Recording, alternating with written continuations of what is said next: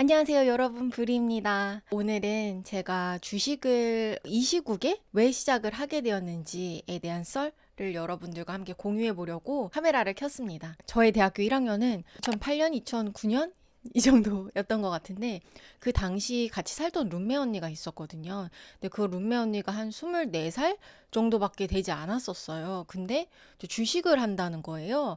아침마다 주식창을 보고 그러길래 제가 이상하게 생각을 했던 기억이 있거든요. 근데 지금 24살이 주식을 한다고 하면 뭐 이상한 일은 아니잖아요. 근데 그 당시 때만 해도 주식이라는 거는 좀 도박의 개념이 강했던 것 같아요. 2008년, 2009년 그 당시에 제 또래 중에 주식하는 사람은 아예 없었고, 뭐 주식이라고 하면 40대 아저씨들이 하는 그런 재테크의 개념이 강했었어요. 그런데 무려 14년이 지난 2022년 현재의 재테크를 바라보는 관점이라든지 상황이 정말 많이 달라진 것 같아요. 20대는 물론이고 초등학생까지 주식, 펀드를 시작을 하면서 이제 재테크를 하는 연령대가 확실히 앞당겨진 것 같은데요. 현재 제 나이가 이제 33살이거든요. 90년생인데 지금까지 살아온 제 인생에 큰 후회랄 것은 없지만, 한 가지 아쉬운 점이라면 내가 왜 진작에 주식과 같은 재테크에 관심을 갖지 않았을까 하는 게 조금 아쉽긴 해요. 그 주식하던 룸메 언니 이상하게 바라봤던 때가 2008, 9년쯤인데 그때 네이버 주식이 한 4만 원 정도였거든요. 그 당시에 제가 조금이라도 주식에 관심을 갖고 소액 투자라도 시작을 했었다면 지금과는 상황이 많이 달라지지 않았을까 하는 생각도 듭니다. 그런데 이렇게 제가 예전에 얼마라도 살 걸, 예전부터 주식 투자라도 할 걸 이렇게 후회만 하고 있으면 40대, 50대가 되어서도 볼멘소리만 할 것 같은 거예요.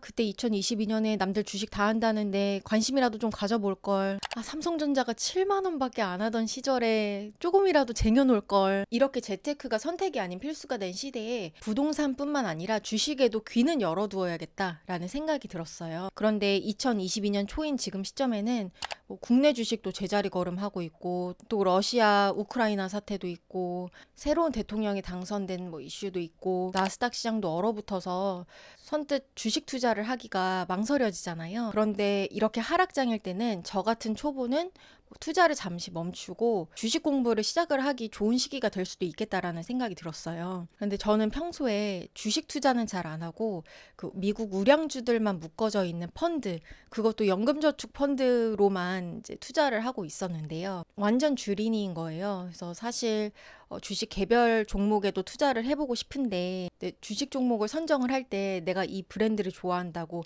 내가 이 제품을 좋아한다고 뭐 무턱대고 살 수는 없는 거잖아요. 내가 주식 투자를 하고자 하는 그 분야의 뭐 산업, 그리고 기업, 또 종목 분석을 제대로 해야 될 텐데 이게 부담감이 앞서는 거예요. 주식을 재테크 수단으로 활용을 하고 싶어도 이 분석에 대한 부담감이 너무 앞서서 주식 공부를 이제 차일피일 미루고 있던 상황이었거든요. 그런데 너무 타이밍이 좋게도 그 제로베이스라는 곳에서 주식 강의를 제공해 주셨어요. 이 강의 내용이 그냥 단순히 뭐 주식 투자 뭐 하는 방법이 아니라 실제로 직장인 주린이들이 실제 투자에 활용할 수 있는 기업, 산업 분석 방법을 알려주는 그런 강의인데요. 제가 이 강의를 그냥 무턱대고 이제 여러분들에게 추천할 수는 없잖아요.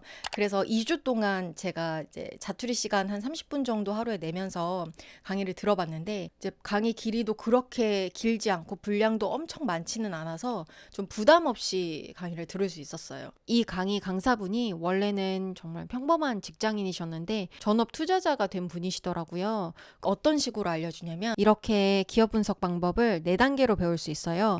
거시지표를 분석하고, 업종 지표를 분석하고, 대표 기업을 분석하고, 분석한 내용을 토대로 실적을 추정하고 주가를 예측하는 것까지. 예를 들어서 식품 업계에서 원재료가 상승을 한다 하면 기업에 점진적으로 어떤 영향을 미치는지 보여주고, 사업 보고서, 재무제표를 단순히 보는 방법을 알려주는 게 아니고, 이 업계에서는 어떤 지표를 중점적으로 봐야 되고, 그 지표를 보는 이유는 무엇이고, 그 지표가 특정 기업 안에서 어떤 영향을 미치고, 그 영향이 매출에 어떤 식으로 나타나는지 그 플로우를 알려줘요. 농심 사업 보고서를 같이 보는 시간이 있었는데 굉장히 재미있는 데이터를 발견했거든요. 농심 아메리카라고 해서 미국에 공장이 있습니다. 근데 미국 공장 보시면 1,800억, 1,900억, 그리고 작년에 2020년도에 2,500억, 굉장히 큰 폭으로 성장을 했습니다. 왜 그랬냐? 기생충 영화 짜파구리 이게 나름 히트를 치면서 2020년에 굉장히 해외 사업소의 매출이 증가했다는 걸 확인할 수 있습니다. 농심, 삼양 같은 그런 식품의 대표 업종 외에도 반도체, 자동차, 철강 산업을 어떻게 거시적인 관점에서 분석할 수 있는지 상세히 알려주고 실제 사업 보고서를 함께 보면서 실제 현차, 하이닉스, 포스코, 또 삼양 같은 그룹을 뜯어봐요.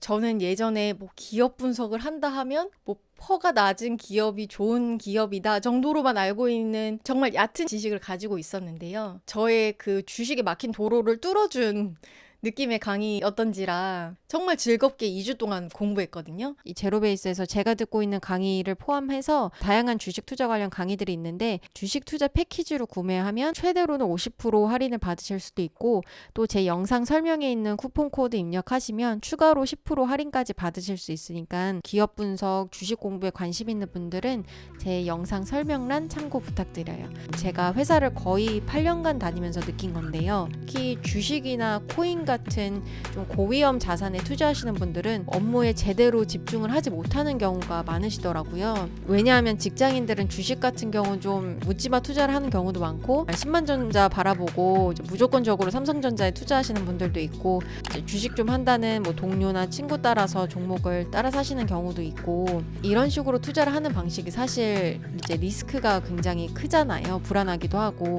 직장인이 엄청나게 큰 부를 꿈꾸지는 못하더라도 잃지는 말아야 되잖아요. 이게 전부인데 그런데 주식에서 적어도 투자 금액을 잃지 않기 위해서는 그 아무래도 저평가 기업을 찾아서 이 기업의 내재 가치를 보고 투자를 해야 할 텐데 그러기 위해서는 기업 분석이 반드시 필요한 것이죠.